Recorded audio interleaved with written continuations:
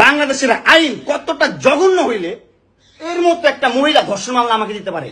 50 বছরের একটা মহিলা আমাকে ধর্ষণ মামলা দিচ্ছে, তাকে কিভাবে ধর্ষণ হয়? তোকে কিভাবে ধর্ষণ হয়? সেটা তুই কোর্টে যে প্রমাণ করিস।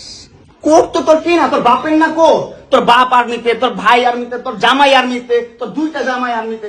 তোর তো আইন কি না? আর আমরা তো গরিব মানুষ, আমাদের তো সময় নাই, আমাদের তো এই সমাজে কোনো ছাই নাই। আমরা তো সমাজের ময়লা আবর্জনা, আমরা এই সমাজে। আর তোরা হচ্ছিস সমাজের অনেক উচ্চমানের মানুষ, অনেক ক্ষমতাবান মানুষ, এই জন্যই নাকে দড়িটা ঘুরাইতেছিস আমাকে, তুই বুঝছিস?